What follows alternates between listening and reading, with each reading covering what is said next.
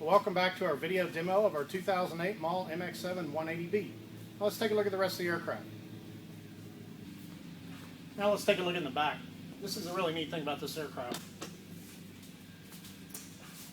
Double doors, allowing you to easily load the aircraft.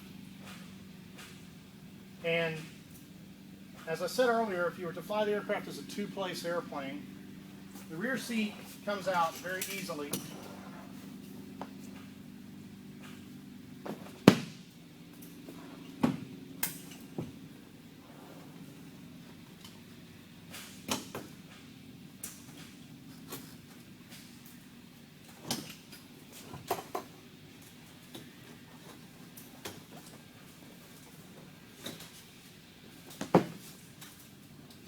Leaving you with a totally flat cargo floor, almost big enough to sleep in if you're a little short.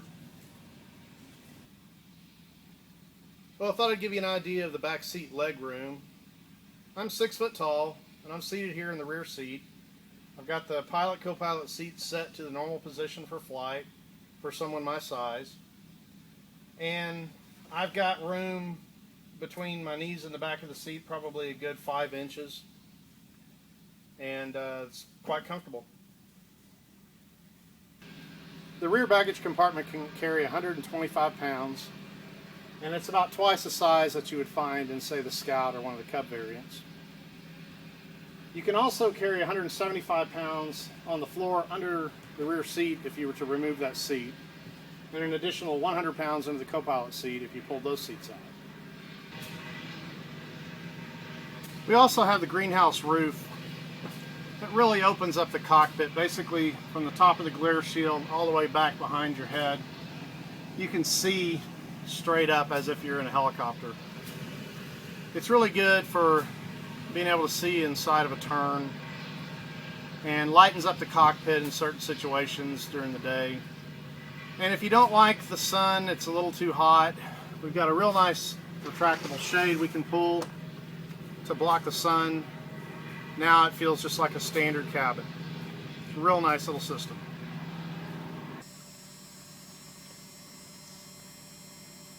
Well, let's take a look at the panel and the avionics.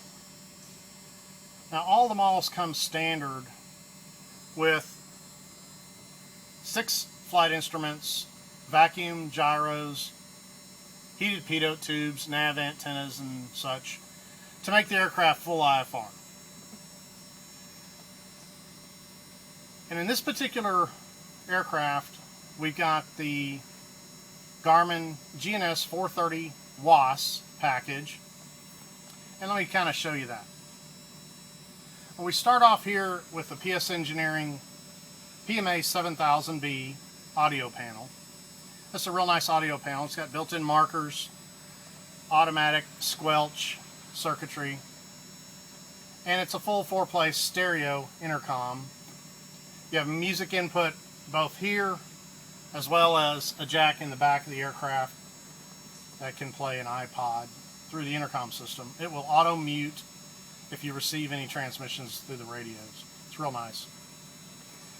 Then for our primary nav and navigation communication, we have the GNC 430W WAS. This is a full-featured comm with flip-flop capabilities, nav with the same, GPS with moving map, showing all the airspace, airways, whatnot, and GPS with WAS capabilities, which means you can do the precision approaches. Now, as our number 2, we have the GNC 250XL Garmin VFR GPS comm. Also has a flip-flop comm and a VFR GPS with a moving map. Real nice backup to the 430. And then for the transponder, we're running the digital Garmin GTX 327, which has some additional functions, flight timers, count up and down timers. It'll show you pressure, altitude. a VFR key where you can set it back from your IFR code. In this case, we're showing 4672. We hit VFR, we go back to 1200. It also automatically turns itself from ground to on as you start your takeoff roll, and turns itself off after you've landed. So that's a real nice feature. Now, some of the other options we have in this particular aircraft, starting over here on the left, we have the Mixed Mider EGT, which is a simple single probe EGT. And this aircraft is equipped with the cabin cool air feature. You have a vent here for the pilot and here for the co-pilot, which opens up high pressure air vents on the forward bulkhead there, firewall, that allows some real good airflow to you from underneath the panel. Works real nice.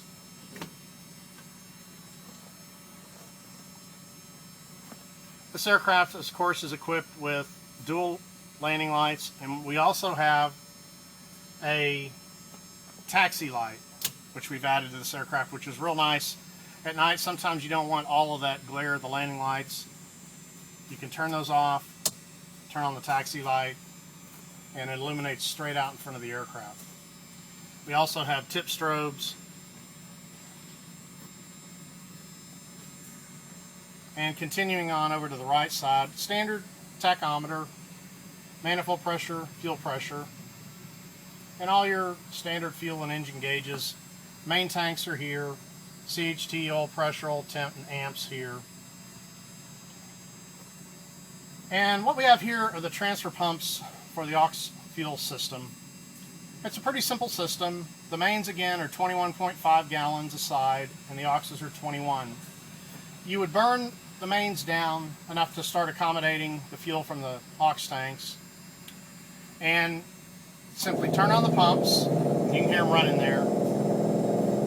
They light up, and they'll transfer the fuel directly into each respective main, at which time you shut them off. And then these buttons control the fuel gauges for those tanks, so you can see what you've got remaining in those tanks. We have an avionics master, push to talks on both sides. And again, the aircraft's wired as a 4-place stereo intercom.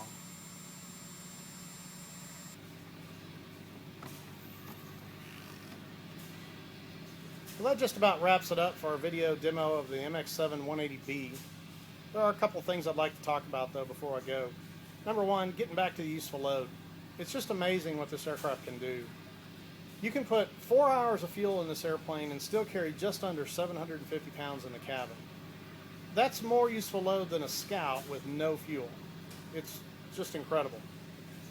That also means that if you put this aircraft on amphibious floats, you'll have a useful load of just under 650 pounds on amphibious.